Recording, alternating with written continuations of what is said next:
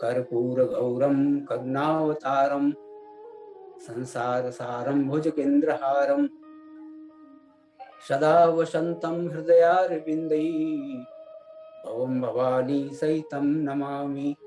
मंदारुमाला पुलतालकाय कपालमालांकितशेखराय दिगंबराय च दिगंबराय नमः शिवाय च नमः शिवाय। नीलांबुज श्यामलकोमलांगं सीतासमारुद्धवां भागं पाणौ महासायकचारुचापं नमामि रामं रघुवंशनाथं। ब्रह्मा विष्णुर्देवो महेश्वरः गुरु साक्षात् परम ब्रह्म तस्मै श्री गुरुवे नमः। अंगदाति कपि मूर्छित कर समेत सुग्रीव कांखदाब कपिराज कहूँ चला अमित बल सीव। लखन सिया रामचंद्र की जय उमापति महादेव की जय पवन सुत हनुमान की जय संत शिरोमणि तुलसीदास जी महाराज की जय। श्री राम कथा सत्संग पटल के निकट विराजमान भगवत स्वरूप मानस प्रेमी सज्जनों, पूज्य गुरुजनों, समादरणीय मित्रों, ममतामयी करुणामयी माता बहनों, आप सबों के पावन चरण में मेरा सादर शीश सादर प्रणाम। पूर्व वक्ता डॉक्टर सुरेंद्र नाथ जी द्विवेदी के पावन चरण कमलों में सादर नमन।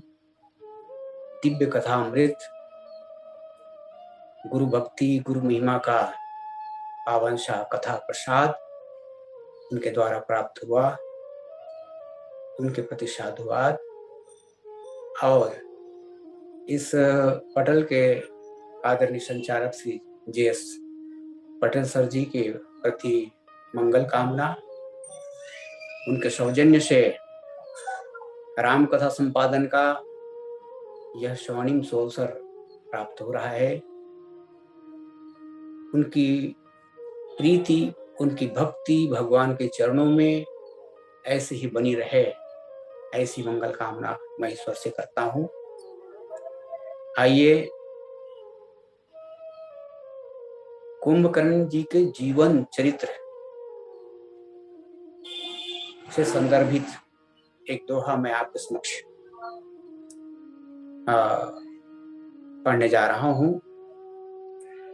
अंगदाद कपि मूर्छित कर समेत सुग्रीव कांखदाब कपिराज कहूँ चला अमित बल शिव। संत शिरोमणि गोस्वामी महाराज जी लिखते हैं कि कुंभकर्ण लंका के रणांगण में प्रवेश करता है और सुग्रीव समेत अंगद आदि वानरों को मूर्छित करके अपनी बल की सीमा दिखाते हुए वानर राज सुग्रीव को अपनी कांख में दबा करके चला जाता है। ये इस दोहे का मुख्य अर्थ है। आइए इसी दोहे को केंद्र मान करके हम लोग कुंभकर्ण के जीवन चरित्र को समझने का प्रयत्न करें। वैसे इस पूरे पटल के सभी श्रोता विद्वान हैं। कथा की पुनरावृत्ति हो रही है, समझ लीजिए।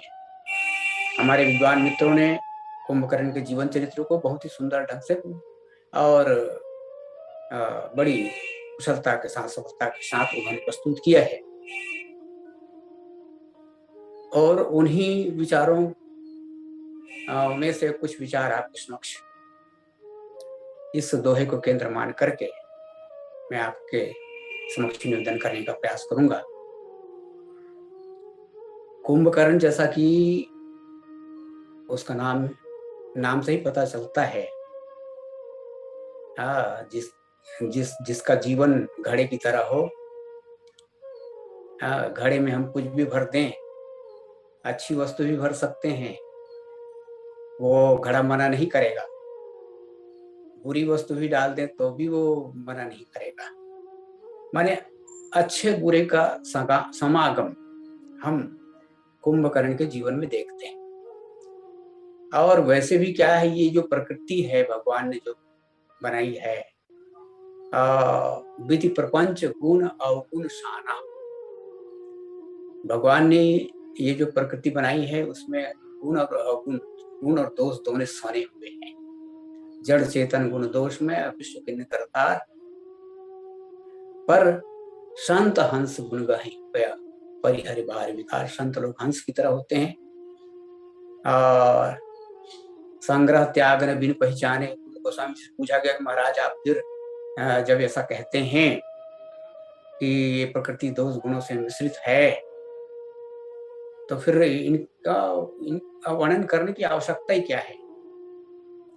तो गोस्वामी जी कहते हैं कि भाई पहले जान तो लें हम लोग गुण क्या है और दोष क्या है, और गुण और दोष मालूम हो जाए तो क्या ग्राह्य है, किसे ग्रहण करना चाहिए, किसे नहीं ग्रहण करना चाहिए, इस बात को हम स्वयं सोच लें और ग्रहण करने योग्य वस्तुओं को ग्रहण करें।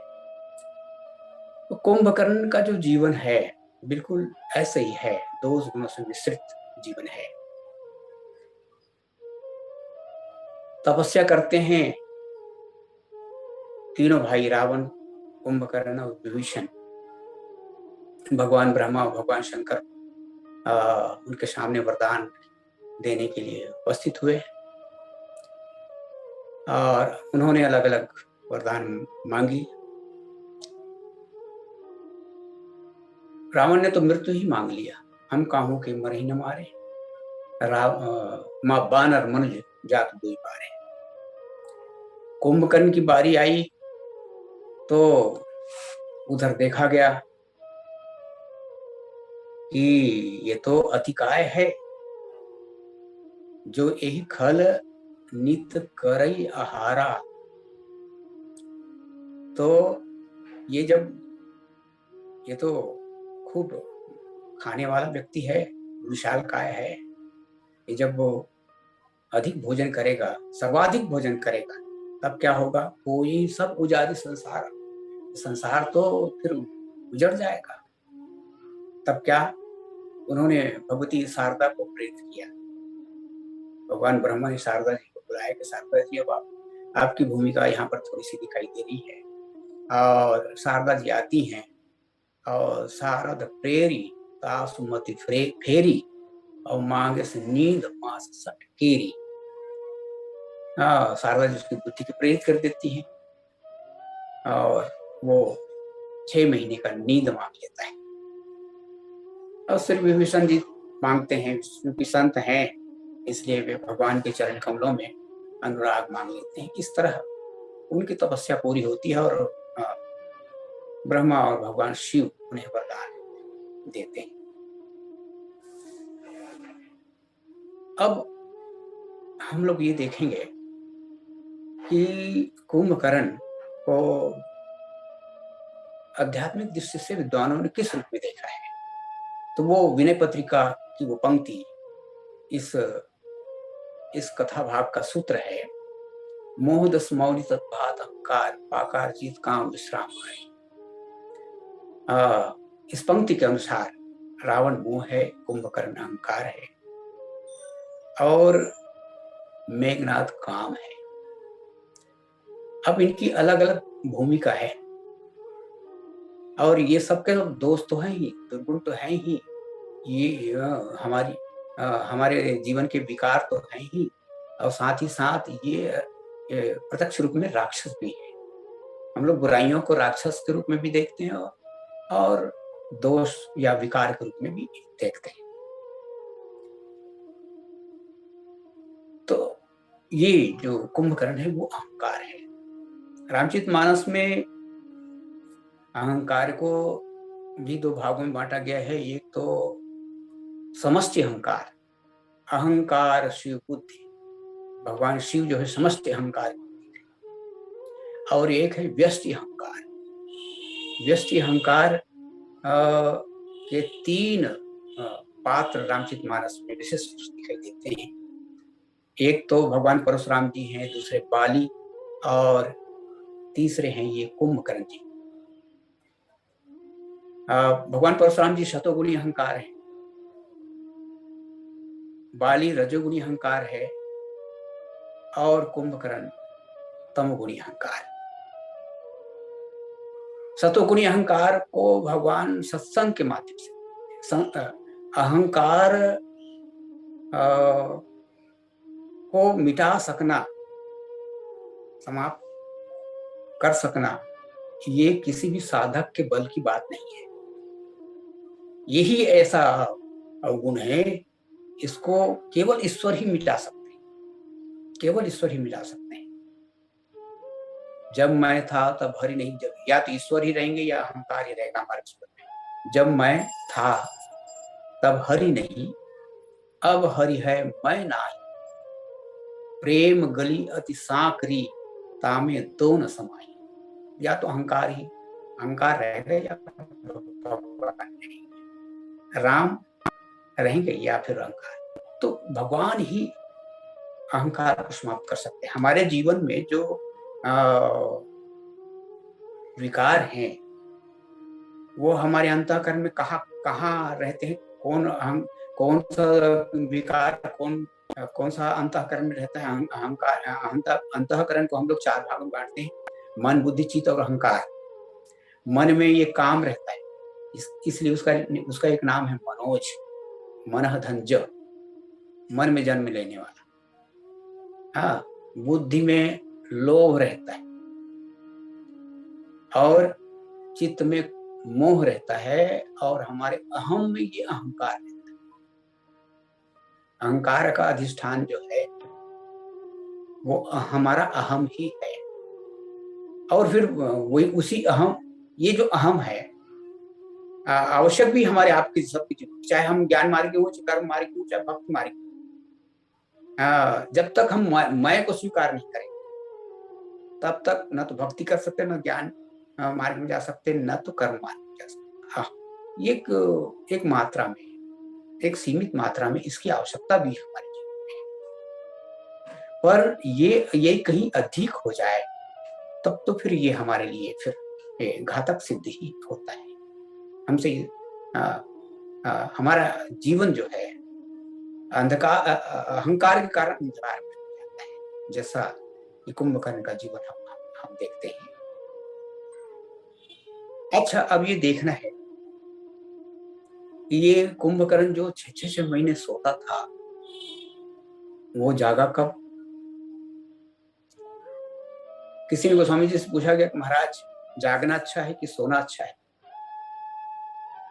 तो गोस्वामी जी ने कहा, भैया किसकी बात करते हो? यही जग जामिनी जागही जोगी, जोगी लोग जागते हैं, माने जोगी प्रवृत्ति के जो लोग हैं उनका जागना ठीक है। पर कुंभकर्ण सम सोवत नीके, कुंभकर्ण जैसे व्यक्तित्व को तो सोते ही रहना ठीक, उनका सोना ही ठीक है, उनका सोते माने हमारा अहंकार सोता रहे तब ही ठीक है हमारे लिए। हमारे समस्त साधकों के लिए अहंकार का सोना ही ठीक है। अहंकार जिस दिन जागता है उस दिन जरूर उत्पात करता है। मैं सत्कर्म करता हूँ, मैं दान दे रहा हूँ, तो दानी होने का अहंकार जागृत हो जाता है और मैं दानी हूँ। देखिए सत्कर्म के पीछे कैसे अहम अहम जुड़ गया। तो इस तरह ये जागा। कब जागा? अब किसने जगाया? तो गोस्वामी जी महाराज वहां पर लिखते हैं कि आधा कटक कपिन संघारा। जब दुर्गुणों की सेना को, राक्षस सेना को बंदरों ने आधी समाप्त कर दी, आधी सेना समाप्त हो गई रावण की, हाँ, तब अहंकार जागता है। हम कुछ आधा कर लेते हैं, कुछ सफलता के पद सोपानों को जब लांग पार कर लेते हैं तब वो अहंकार जागता है। तात्पर्य यह है कि सद्गुणों ने अधिकांश दुर्गुणों को समाप्त कर दिया और तब मैं दुर्गुणों को नष्ट करने वाला हूं। ये जो अहंकार, ये जो कुंभकर्ण है वो जागा। सुलाया किसने था कुंभकर्ण को? सुलाया था भगवान ब्रह्मा ने। भगवान ब्रह्मा जो है विवेक के देवता है, बुद्धि के देवता है। अहंकार से बुद्धि अज, बुद्धि के देवता है। बुद्धि का या विवेक का अभ्युदय हमारे जीवन में होता है तो अहंकार सो जाता है। और जगाया किसने? तो रावण ने उसको जगाया। रावण मोह है और मोह हमारे जीवन में जब आता है तब हमारे जीवन का जो अहंकार है वो जाग जाता है। कुंभकर्ण के जीवन में जो विशेषताएं थी वो उनकी ओर यदि हम ध्यान दें तो सचमुच में उस दृष्टिकोण से कुंभकर्ण में कुछ अच्छाइयां भी दिखाई देती। तो जैसे हम ऐसा कह सकते हैं कि वो उसके जीवन में महत्वाकांक्षा नहीं थी। जैसे रावण का व्यक्तित्व जहां महत्वाकांक्षाओं से भरा हुआ था, वहां कुंभकर्ण के जीवन में हम महत्वाकांक्षाओं का अभाव देखते हैं। यदि उसके जीवन में महत्वाकांक्षा कोई थी तो वो भोजन के प्रति। कुंभकर्ण अत्यधिक भोजन प्रिय व्यक्ति था, तो उसकी जो महत्वाकांक्षा है वो भोजन तक सीमित थी। अच्छा, दूसरी बात यह है कि वो अदिति क्षमता रखता था। अदिति क्षमता रखने के, शारीरिक माने क्षमता उसकी अत्यधिक थी, इसके बावजूद भी वो संघर्षशील नहीं था। तीसरी बात हम क्या देखते हैं? वह रावण की इच्छा पूर्ति के लिए एक यंत्र की तरह कार्य करता था, एक यंत्र की बात। इसीलिए युग तुलसी महाराज रामचंद्र जी ने उसको एक उपाधि दी है, कुंभकर्ण को एक उपाधि दी है। कुंभकर्ण के लिए गुरु जी महाराज कहते हैं ये सर्कस का शेर है। जंगल में रहने वाला शेर तो स्वतंत्र रहता है और अपनी बहादुरी कहीं भी, अपनी वीरता, अपना शौर्य कहीं भी प्रदर्शित करता है, पर ये कुंभकर्ण सर्कस का शेर है और सर्कस का जो शेर है वो रिंग मास्टर के इशारे पर काम करता है। तात्पर्य क्या? कुंभकर्ण अमित शक्तिशाली था। इस दोहे में जहां गोस्वामी जी महाराज लिखते हैं, इस दोहे में गोस्वामी जी महाराज ने लिखा कि अमित बल शिव अंगदाति कपि मूर्छित कर समेत सुग्रीव, कांख दावि कपिराज पहुंच चला अमित बल शिव। अमित बल शिव वाला, अमित बलशाली होने के बावजूद भी इसमें महत्वाकांक्षा नहीं थी। और यदि यदि कोई बात थी तो इसके अंतःकरण में केवल आज्ञाकारिता थी और रावण की इच्छा पूर्ति के लिए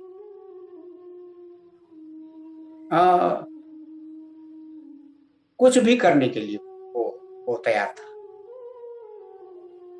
रावण के हाथों का वो यंत्र था। रावण की इच्छा पूर्ति के लिए अपने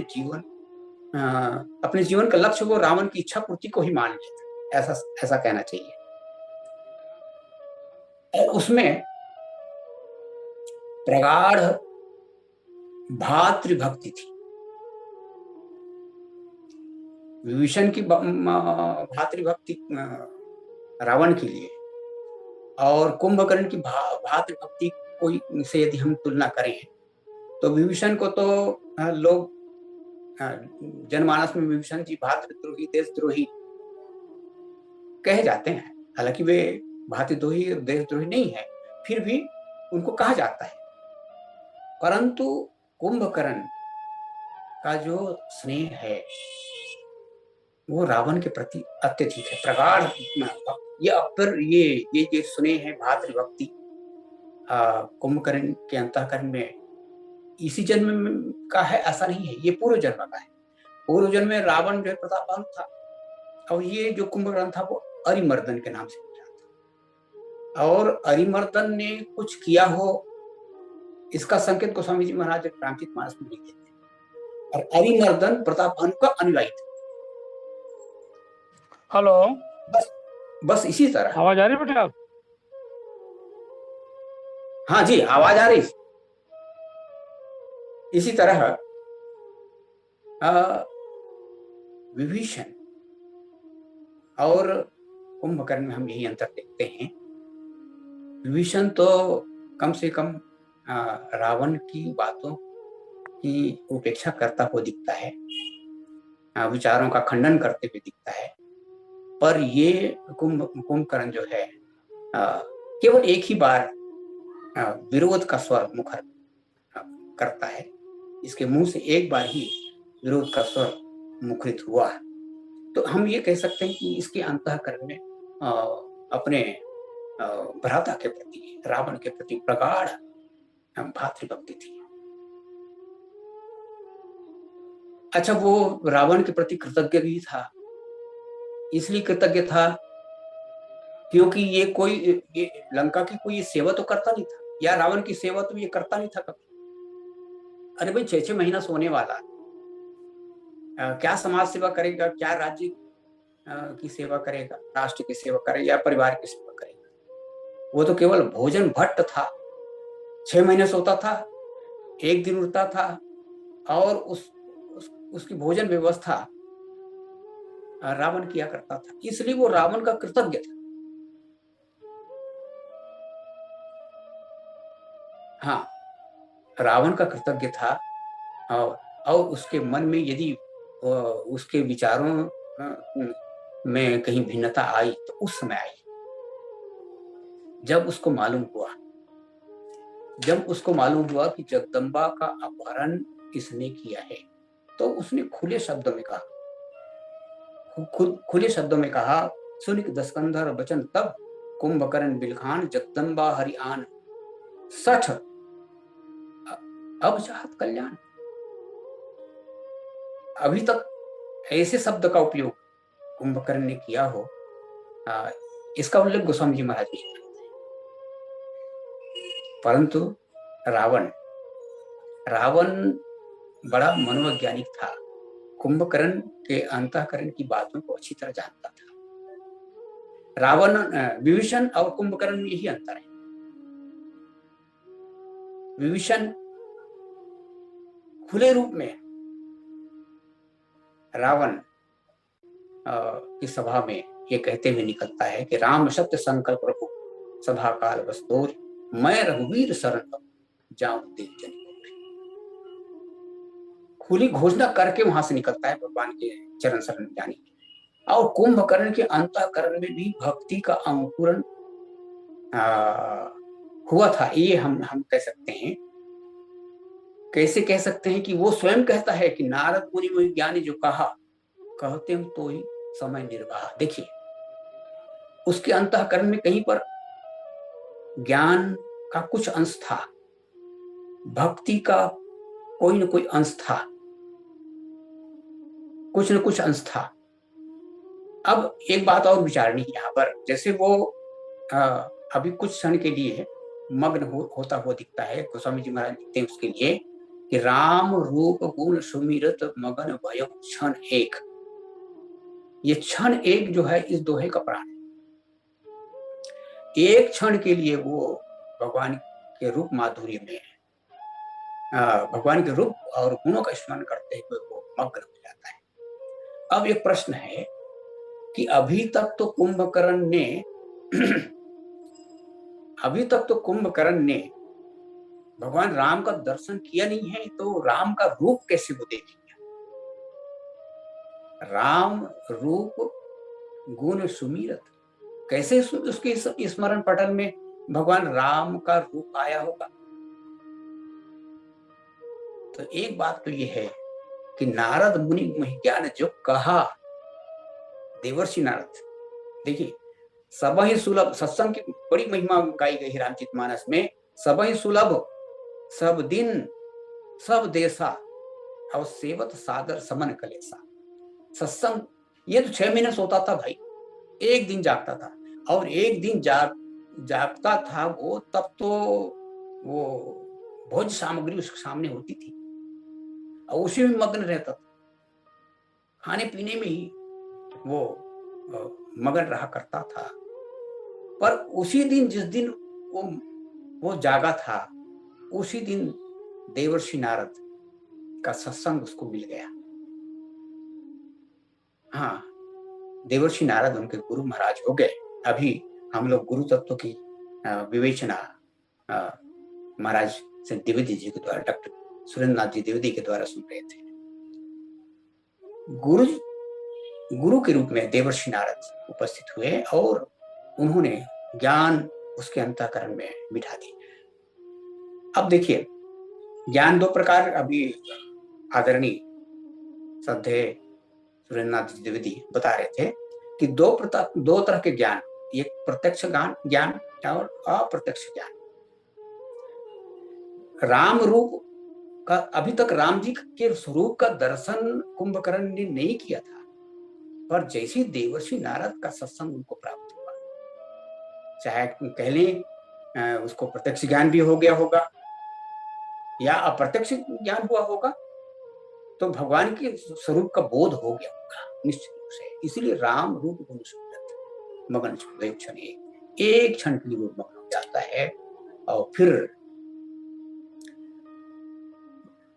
रावण उसकी बातों को अच्छी तरह जानता था और उसके लिए व्यवस्था कर देता है। वो अपनी क्षुधा शांति के लिए मदिरा और मांस का जो सेवन है, मदिरा और मांस का सेवन करने के लिए उद्यत हो जाता है। और फिर उसके बाद महिष खाए करी मदिरा पाना, गर्जा बजरा घात समाना, गोस्वामी जी महाराज लिखते हैं। और कुंभकर्ण दुर्मद रणरंगा, पूछा गया कि अब जा रहे हो, अभी तक तो तुम राम जी के पक्ष में बात कर रहे थे, अब क्या है, अब क्या करोगे? नहीं नहीं भैया, मैं तुम्हारे ही पक्ष से लड़ूंगा। तो कितनी सेना चाहिए तुम्हें, कुछ सैन्य टुकड़ियां भेजूं? तो उन्होंने कहा इसकी आवश्यकता नहीं है, चला दुर्ग तज सेन न संगा, सेना की आवश्यकता उसको नहीं पड़ी, एक अकेला काफी हो गया, मैं चला। और वो चलता है, मार्ग में विभीषण से भी उसकी भेंट होती है। अब देखिए, जो उसके अंतःकरण में जो ज्ञान था, उसके अंतःकरण में जो ज्ञान था वो स्पष्ट दिखाई दे रहा है। देवर्षि नारद ने जो ज्ञान की बातें उसको बताई थी, हाँ, वो स्पष्ट दिखाई दे रहा है। यहाँ पर उसने विभीषण से जो कहा, जो बातें कही, विभीषण तो पूरी बातें बताता है, कहता है कि तात लात रावण महिमारा, इसलिए मैं भगवान के शरण में आ गया। और तब कुंभकर्ण ने कहा कि धन्य धन्य धन्य विभीषण, देखिए भगवान की भक्ति उसके अंतःकरण में थी। कुंभकर्ण के अंतःकरण में भगवान की भक्ति थी। भगवान को वो किंचित मात्रा में वो समझ गया था, भगवान के स्वरूप का बोध उसको हो गया था। और इसीलिए आप देखेंगे वो जब मरता है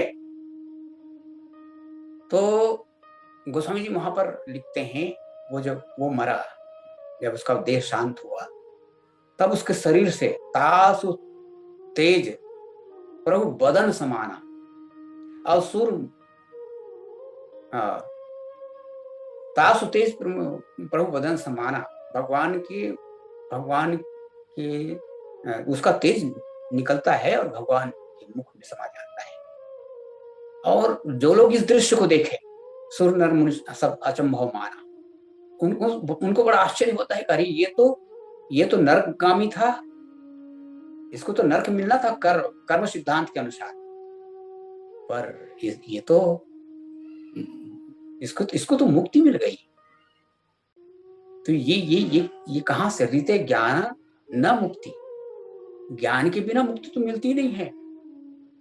तात्पर्य क्या हुआ? देवर्षि नारद ने जो ज्ञान की बातें बताई थी उसके अंतःकरण में किसी वो ज्ञान स्थापित हो गया था, वो भक्ति स्थापित हो गई थी, और इसीलिए वो अंत में मुक्त भी होता है। यहाँ हम देखते हैं उसने विभीषण जी को धन्य धन्य कहा, धन्य धन्य धन्य विभीषण, भयोतात निश्चर कुल भूषण, बंधु बंसु तय किन्न उजागर, भजो राम शोभा सुख सागर। भैया तुमने बहुत अच्छा किया, भगवान की भक्ति करो, ऐसा कह करके वो रण क्षेत्र में आगे बढ़ जाता है। विभीषण जी भगवान को सूचना देते हैं, नाथ मुद्राकार से भगवान पर्वत जैसा शरीर वाला जो आ रहा है ना, वो कुंभकर्ण आवत रण, कुंभकर्ण आ रहा है। और तब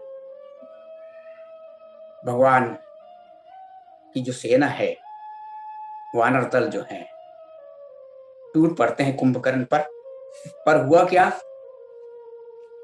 हुआ ये कि उस पर कोई प्रभाव नहीं पड़ा। जिमी गज अर्क फलन कहूं मारियो, बड़े बड़े पर्वतों को उस पर फेंका गया, बड़ी बड़ी चट्टानों से उस पर प्रहार किया गया। उसको ऐसा लगा कि कोई अर्क का फल, आक का फल, कोई कोमल वस्तु के द्वारा में मुझ पर प्रहार होगा, ऐसा उसको प्रतीत होगा। और इधर वो आता है रण क्षेत्र में, और रण क्षेत्र में आकर के अंगदादि के मूर्छित कर समेत सुग्रीव, कांखदात कपिराज कहूं चला अमित बलशी। अंगदादि वीरों को मूर्छित करके सुग्रीव को अपनी कांख में दाब करके वो चल पड़ता है। अब एक प्रश्न है कि अंगद तो बाली पुत्र है, और यह तनय मम सम विनय बल, ये तो बाली जैसे